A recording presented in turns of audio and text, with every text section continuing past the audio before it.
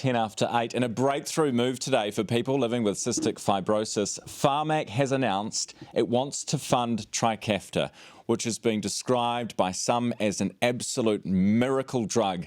Newshub National correspondent Patrick Gower has been campaigning for this and for the funding for years. He joins us now live. Plus, we also are going to speak to, I hope, to Bella Powell and her mum. We'll get to that shortly. But Paddy, this will be welcome news this morning.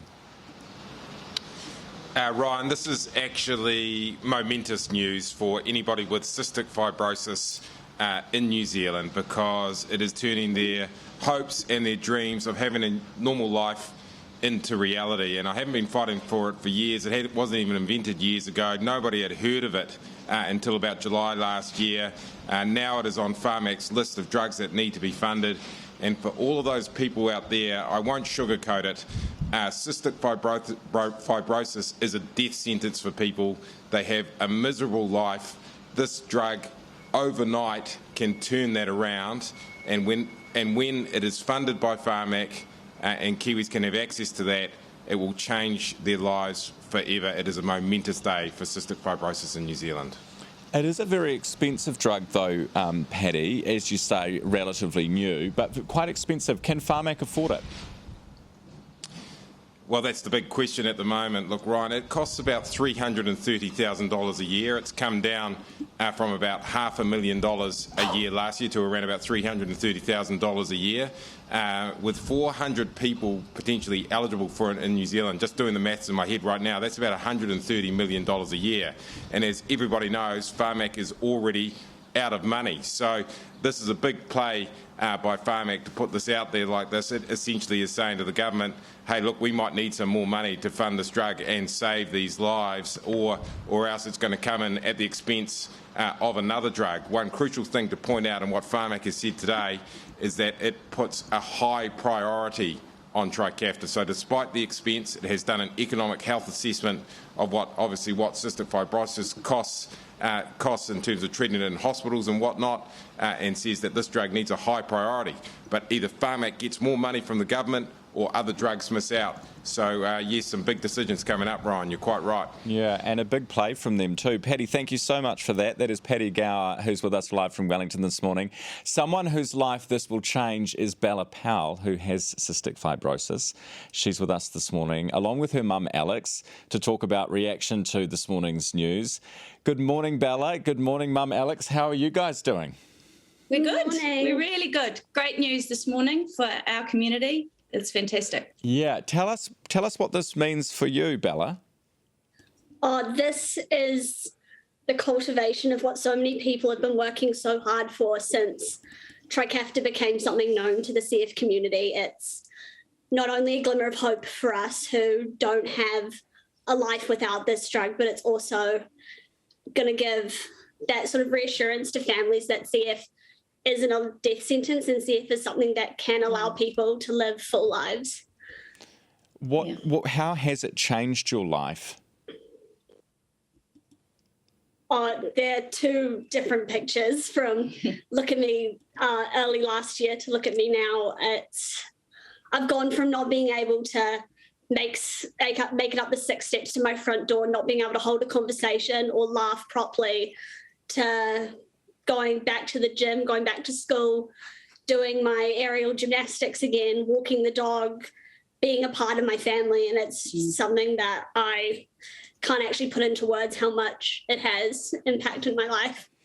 Alex, Mum, this must be an incredible feeling, but I guess tinged with this realisation that actually it's not funded yet, right? The Pharmac has said that, you know, it's a high priority for them, it's something they want to be funded, but that the government hasn't made any announcements about that or any indication at this point. What is your message to Jacinda Ardern this morning?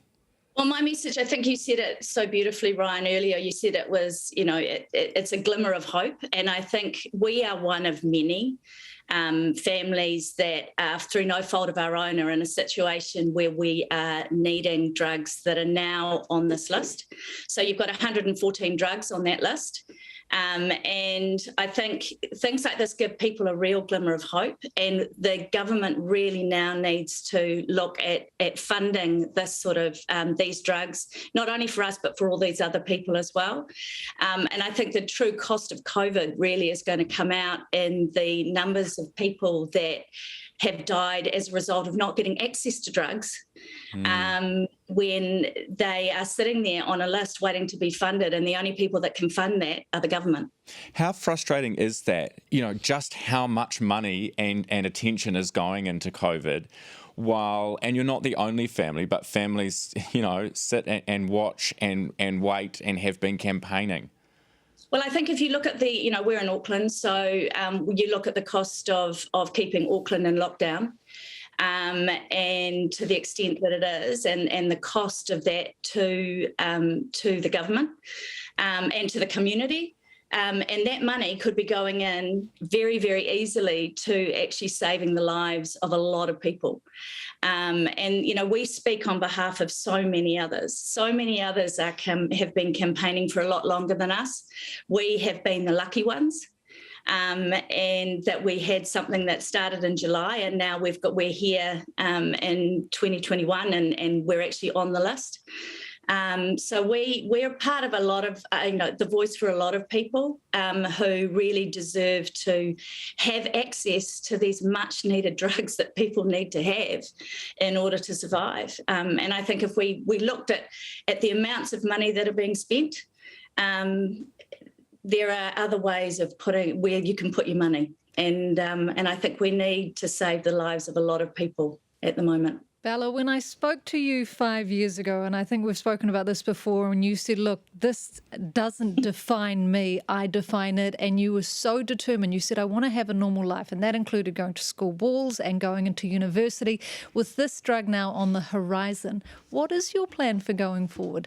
University, what have you got up your sleeve? It's all still kind of up in the air, and I'm in my last year of school and looking like I'm going to achieve that. So that's a good place to be. But could be in Auckland next year, could be in Wellington. It all depends on where I get in. I've applied to Toi Whakaari, the New Zealand Drama School, which is my passion. I work a lot in theatre, so that was where I would love to be next year. But I know that's a tough place to get into, so I'm keeping my hopes up, but also I've got my backup plan to go to Auckland and study media. Brilliant. Well, whatever you do, you're going to be fantastic. Thank you so much for joining us this morning. And obviously, we will keep abreast of developments in terms of a government response, but an interesting move from Pharmac this morning.